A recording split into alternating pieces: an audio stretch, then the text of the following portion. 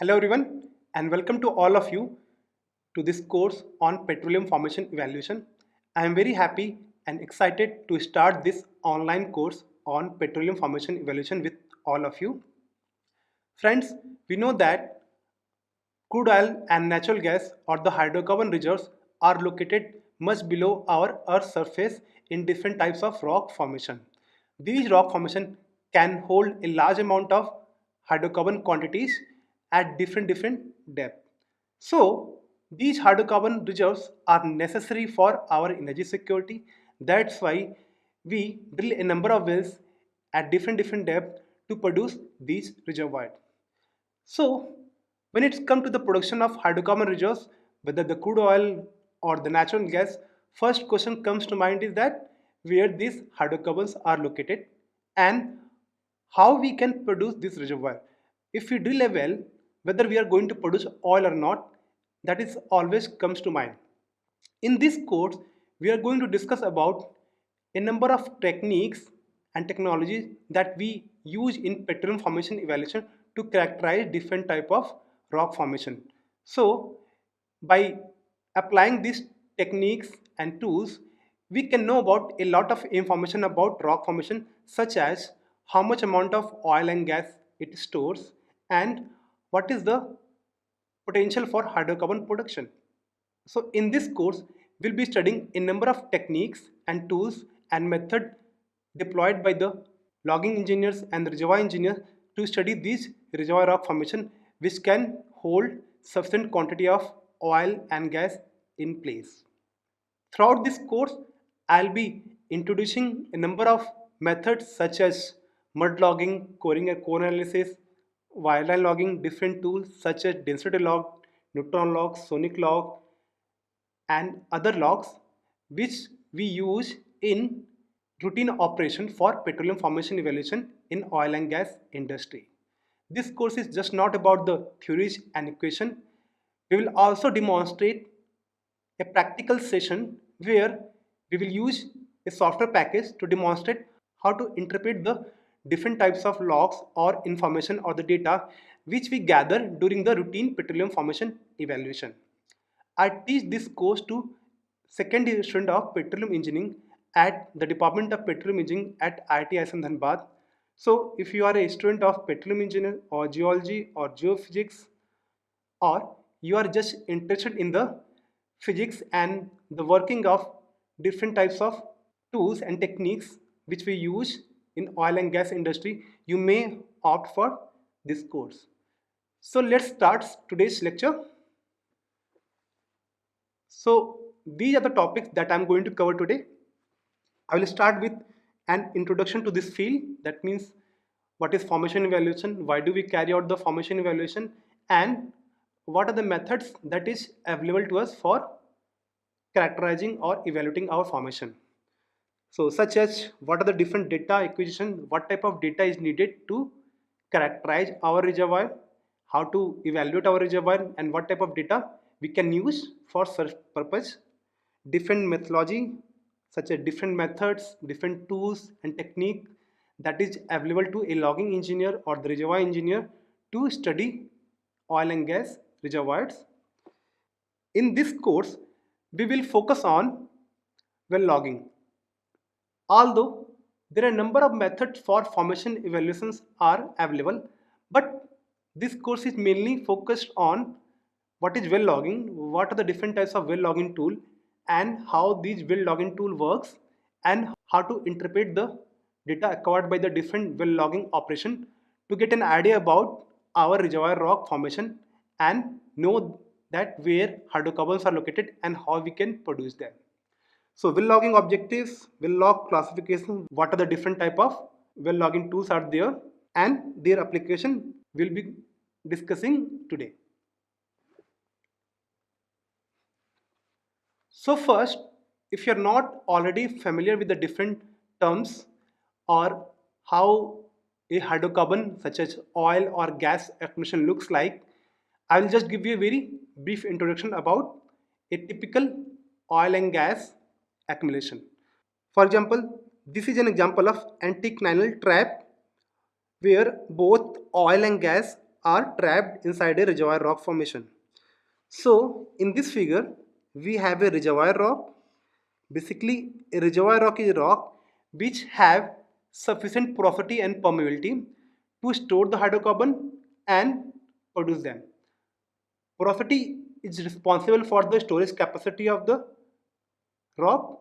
So a reservoir rock must have sufficient porosity so that it can have or store considerable amount of oil and gas in place which could be produced. The permeability of the reservoir or the permeability of the rock is responsible for the fluid flowing capacity. So if a rock have very good permeability, then only fluid can be produced or flown from the reservoir easily. Whereas in the top of this figure, we have a cap rock. A cap rock is a rock which have very less permeability or negligible permeability. So if a rock have a negligible permeability, that means the fluid cannot flow through it. So in this example, this cap rock is acting as an impermeable barrier. It will not let any fluid flow through it.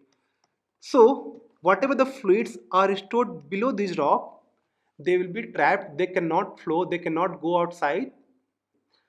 So typically a reservoir rock could be our a sandstone or carbonate rocks such as limestone or dolomite. So a sedimentary rock which may be either sandstone or carbonate, they may have sufficient porosity and permeability to store hydrocarbon in place. Whereas in this figure, a cap rock, it might be a shelly formation. So in anticlinal trap, the cap rock must have very low permeability so that no fluid movement can take place through the cap rock. Shell is an example of a cap rock where the shell have very low permeability. It does not allow the movement of fluid through it. Although shell might have a very good total porosity, but the permeability of the shelly rock overall it's very low. That's why it acts as a very good cap rock. So if you look in this figure, we have oil and gas accumulation. So at the top layer inside this rock, we have a free gas cap, that means gas is present. Then we have a layer of oil, and at the bottom we have a water aquifer where water is present. It is not necessary that both gas, oil can be present. Also, it is not necessary that water could be present. A water aquifer presence is not necessary. So you could have a reservoir where only oil is there, or you could have a reservoir where both oil and water is there, or you could have a reservoir where only gas is there. So you could have a oil reservoir or a gas reservoir which may or may not have a associated water aquifer. So now we know that where oil and gas accumulation exists, these accumulation exist inside a reservoir system where they are trapped in different sedimentary rocks which might have good porosity and permeability for storage of hydrocarbon and the fluid flow.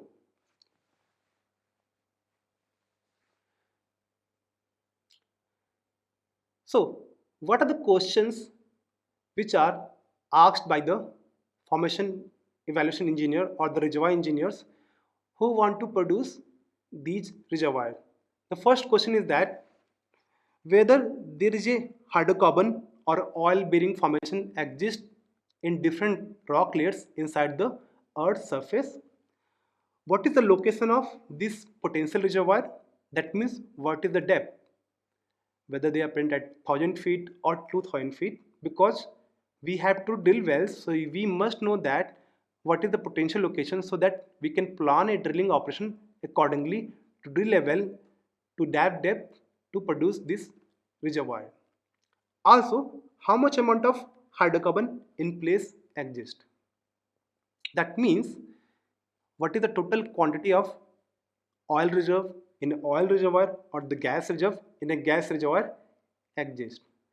If we have a sufficient quantity of oil and gas in place, then only we can plan a drilling activity to produce these reservoirs.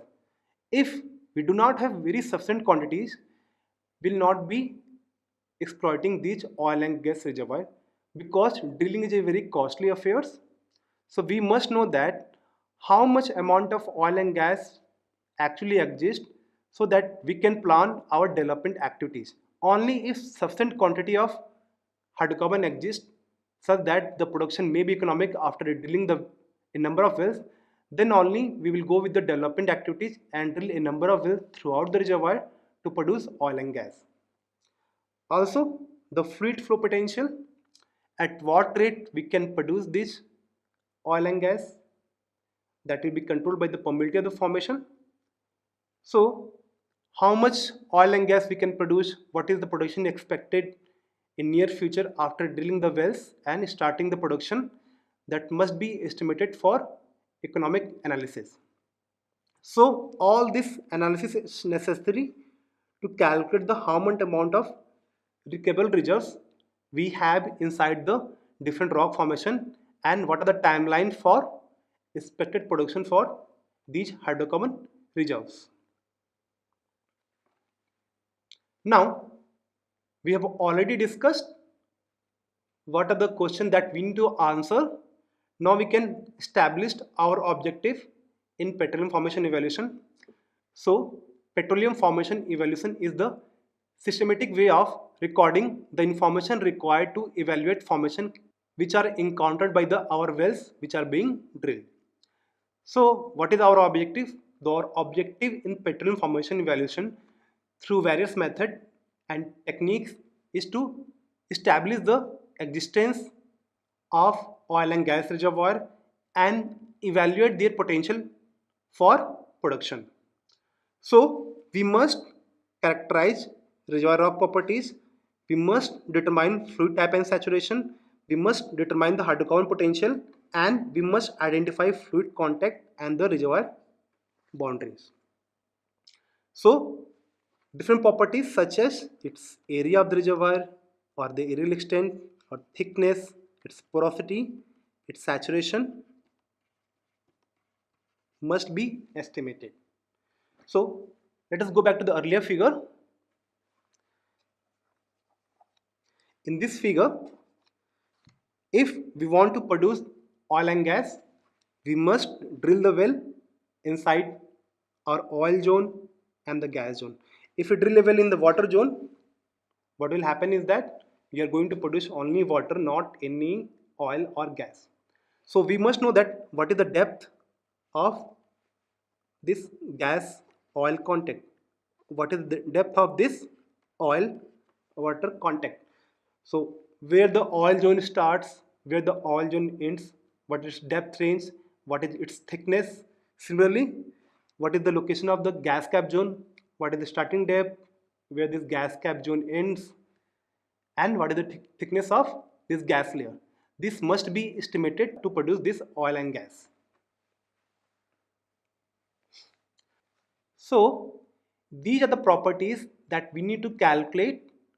Why? Because first we want to know the location of the reservoir, and second we want to estimate how much amount of hydrocarbon in place exists. For example, the volumetric estimation of hydrocarbon in place could be calculated or performed using this equation, where V is the total amount of hydrocarbon in place, A is the area or the aerial extent of the reservoir, H is the thickness.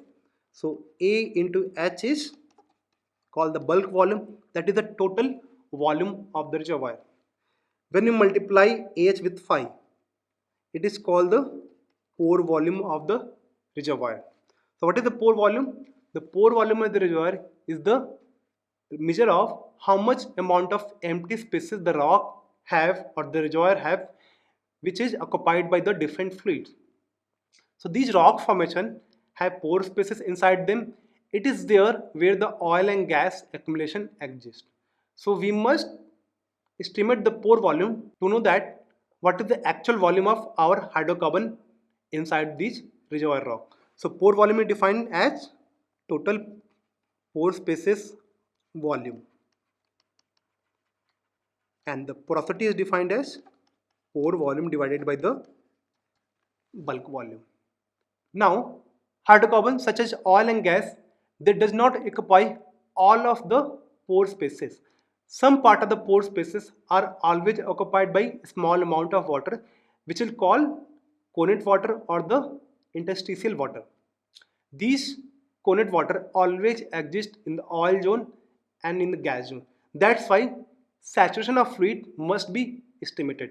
For example, if let's say if we have a oil reservoir, then saturation of water will be the volume of water divided by the total pore volume, and saturation of oil will be the volume of oil divided by the total pore volume. Thus, in an oil zone, saturation of water plus oil will be 1, because volume of water plus volume of oil is nothing but the total pore volume, because all the pore volumes are occupied by oil and water. That's why if we want to know that how much amount of hydrocarbon reserve exists, then we must multiply the pore volume with the respective fluid saturation.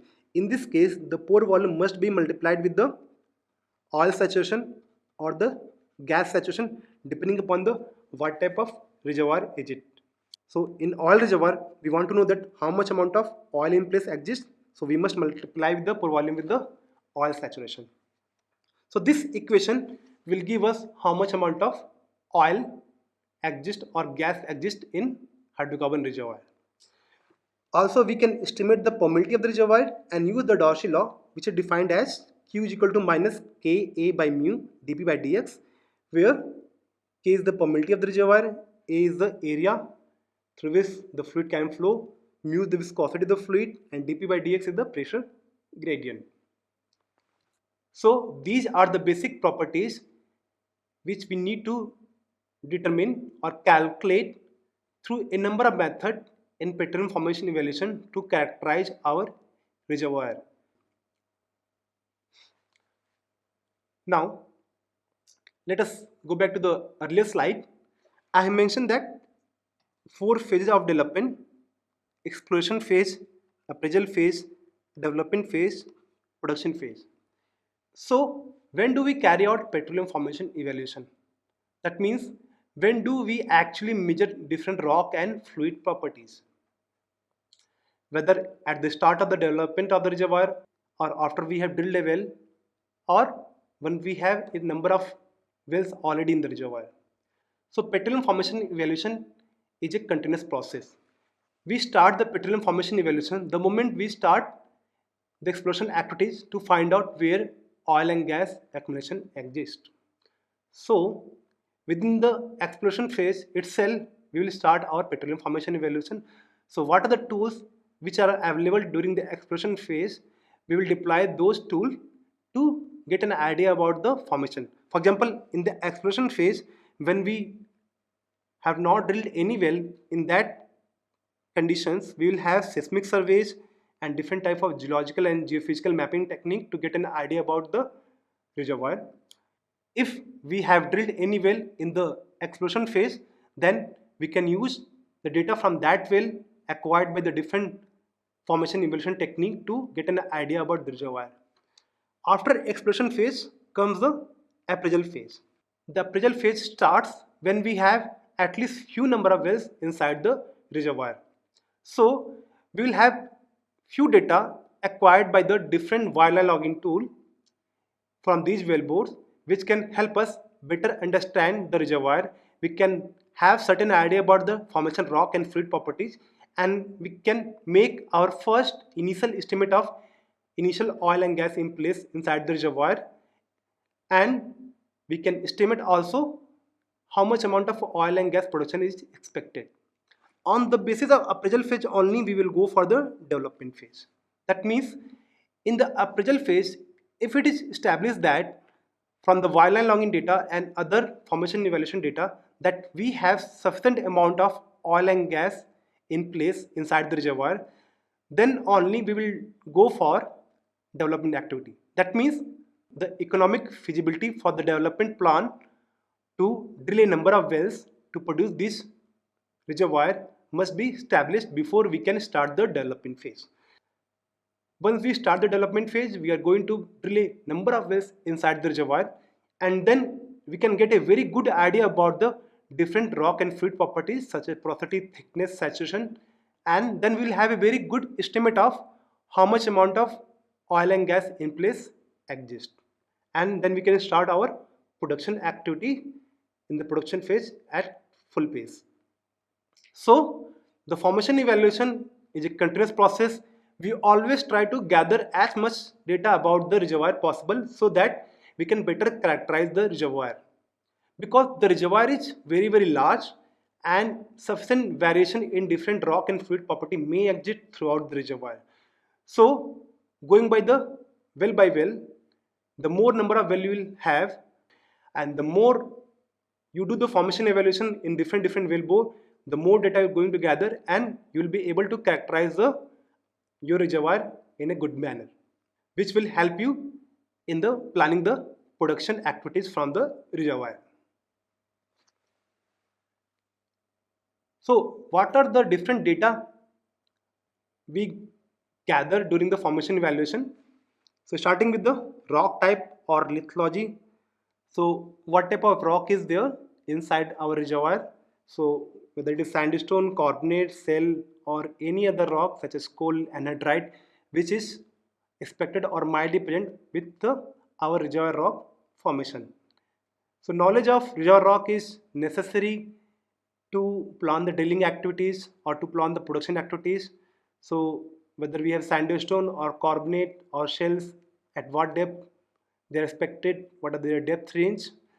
Accordingly, we can optimize our drilling operation. Also, it will help us in find out and isolate the potential zones where oil and gas might be expected, and we can further analyze those zones. We measure different types of rock and fluid properties such as porosity. So we can measure total porosity, effective porosity, primary or secondary porosity. So knowledge of different type of porosity may help us in characterizing our reservoir. But when it comes to the reserve estimation, we must look for the effective porosity. That means porosity must be the effective porosity. So, what is effective porosity? Effective porosity is the porosity defined by the interconnected pore spaces. And the total porosity is the porosity which is defined by the total pore spaces. That means there could be two types of pore spaces or empty spaces inside the rock. A pore space which is connected with other pore spaces. So a fluid stored inside the interconnected pore spaces can easily be produced because it is existing inside a pore spaces which is connected with other pore spaces. So connectivity is there, that fluid can easily be produced. But a fluid is present in isolated pores which is not connected with other pore spaces. So that fluid is totally isolated, it does not have any flow path, it cannot be produced. So ideally what we should look for the effective porosity, because effective porosity is the responsible for storage of hydrocarbon accumulation which can be produced. So fluid type, we characterize the fluid in terms of whether it is oil, water or gas. We measure the fluid saturation, saturation of water, saturation of oil and saturation of gas. We can also measure the physical properties of the fluid such as density, viscosity, the permeability of the reservoir and the reservoir pressure.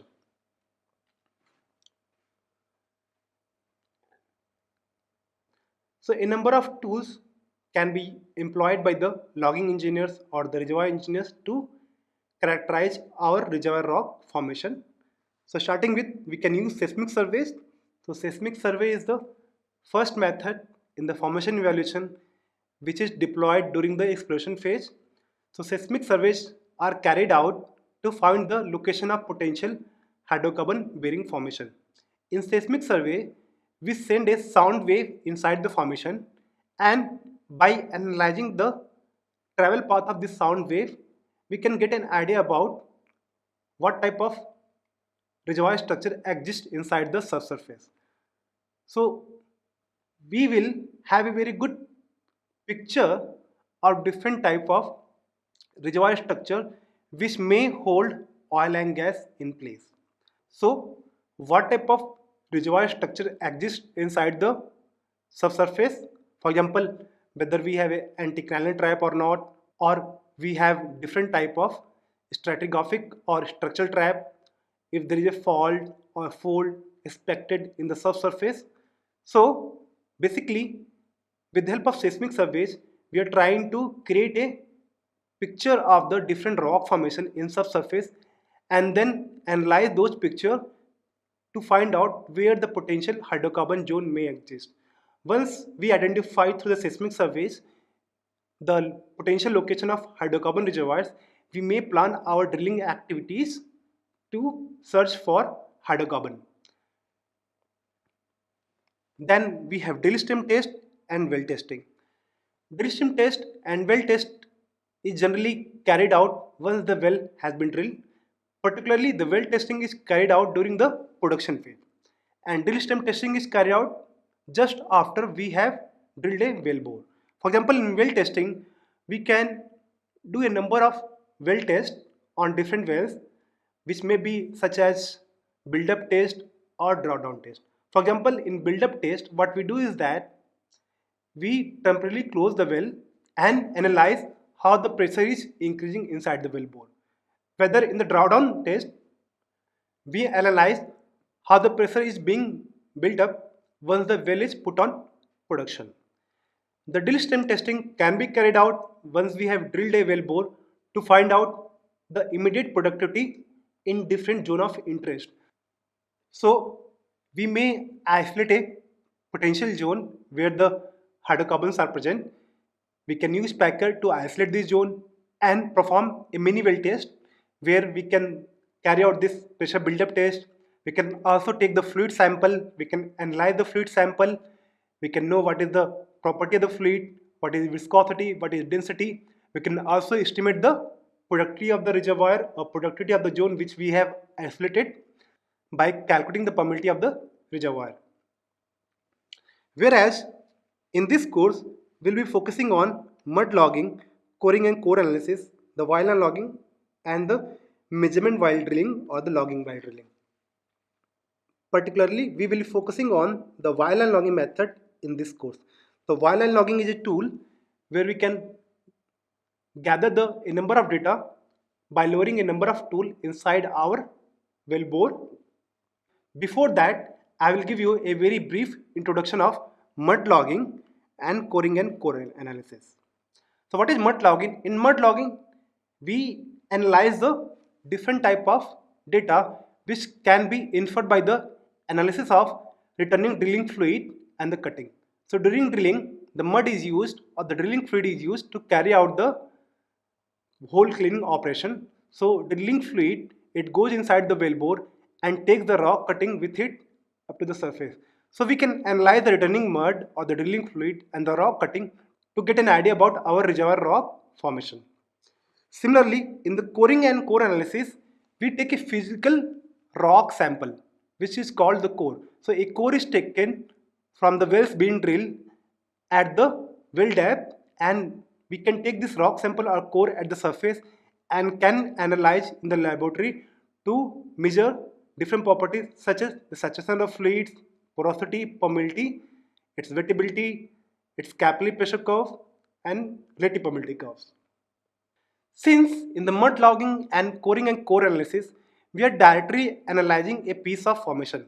Like in mud logging, we are analyzing the rock cutting and the returning mud, which is coming from the formation being drilled, and coring and core analysis, we are analyzing a rock sample. So these two method, mud logging and coring and core analysis, can be called direct method because we are directly measuring the property by analyzing a piece of reservoir. Whereas the wireline logging can be clubbed as a indirect method. Here we lower a number of logging tools which may measure a number of properties which may not be directly the porosity, saturation, or permeability or the type of fluid. Instead, we measure different properties such as bulk density, resistivity, or the hydrogen content, which may be interpreted in terms of our formation rock and fluid properties. So in this course, our focus will be on using different wire logging tools, what are the different wire logging tools exist, how they work, and what type of data they acquire, and how to interpret those data. Measurement while drilling or the logging while drilling is similar to the wireline logging. The tools may be similar. Only difference is that the measurement while drilling is carried out when the well is being drilled. Whereas the viral logging is carried out once the well has been drilled and the well is not cased yet. So just after drilling through a section of the well bore, we can carry out the viral logging operation and then we can case the well. Where in the measurement while drilling, the tools are already a part of the drill string. So the formation can be evaluated while the well is being drilled. So in real time, we can get an idea about different rock and fluid properties and different aspects of our reservoir rock formation, which will also help us in carrying out the drilling operation beside the characterizing our reservoir rock formation. As I mentioned that we'll be focusing on different wireline logging tool in this course. So this is a typical example of a wireline log data. So a wireline log data is nothing but it is a continuous record of different geophysical parameter along with the borehole. So these records are taken with respect to the depth of the well bore. For example, here we have a gamma ray log, a radiosity log, a neutron porosity log, and bulk density log.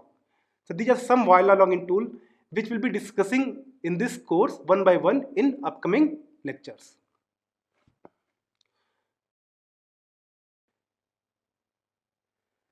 I will just give you a brief introduction of different wireline logging tool and what data they acquire. So we can club different wireline logging tools which is available to the logging engineer in three groups. One is the lithology log, second is the porosity logs, and third is the radiosity or the saturation log. For example, lithology log could be the gamma log, spontaneous potential or SP log, or the photoelectric effect or PF or PE log. So basically, these logs could be used to identify a reservoir rock formation for a non-reservoir rock formation such as saline formation from the non-saline formation. They can also be used to identify the lithology or the mineral content of the log. For example, gamma ray logging tool and the SP logging tools, these two tools are used for identifying a saline formation for a non-saline formation. Whereas PE data, the PE log can be used to determine the lithology of the formation along with when it is used with other logs. So PE data is our main lithology indicator. It can be used with other logs such as density and neutron log to give a very good idea about our lithology of the formation. Caliper log is not a lithology log, but it is generally printed with along with the gamma ray log and SP log because it gives us an idea about the quality of different wireline logging data. Caliper log is nothing but it's a record of the borehole diameter when the well is being drilled. So at what depth the borehole diameter has increased or at what depth the borehole diameter has decreased, this caliper log will give us an idea about that. So different logging tools which I mentioned here in this slide, they are affected by the change in the borehole environment, particularly the change in the borehole diameter. So in which condition the data from the different logs will be reliable, in which condition the data from the different logs will not be reliable, can be investigated by the analysis of the caliper log. The porosity logs such as density, neutron and sonic or the acoustic log, these three logging tools are used to measure the porosity of the formation. They do not directly measure the porosity of the formation. For example, density measure the bulk density of the formation, neutrons logging tool measure the hydrogen content of the formation, and sonic logging tool measure the travel time of sound wave inside the formation. These three data is converted to the porosity of the formation, which we'll discuss in detail in this course.